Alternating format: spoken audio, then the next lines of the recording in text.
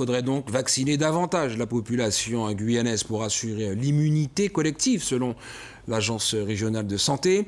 Un seuil qui ne sera atteint qu'avec un effort des autorités de santé pour toucher les personnes les plus éloignées de la campagne vaccinale.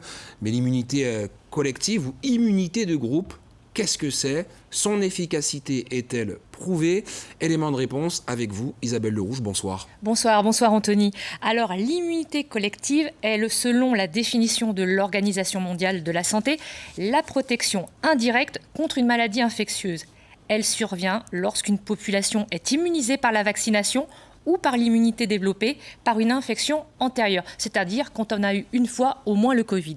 Alors l'Institut Pasteur explique aussi que l'immunité est atteinte à partir du moment où une personne infectée va transmettre le pathogène, donc le virus, à moins d'une personne en moyenne, amenant de fait l'épidémie à l'extinction, car le pathogène rencontre trop de sujets protégés. Tout cela ne vaudra pour la Covid-19, bien entendu, que si l'infection naturelle protège, ce qui pour l'instant n'est pas démontré, en particulier pour les sujets porteurs asymptomatiques. Sans compter que l'arrivée des variants brésiliens, anglais, indiens relance la donne. Dans les pays champions du monde de la vaccination, comme Israël, la vaccination plafonne aujourd'hui à environ 60% de la population, une situation qui risque de retarder d'autant l'obtention de la tant attendue immunité collective.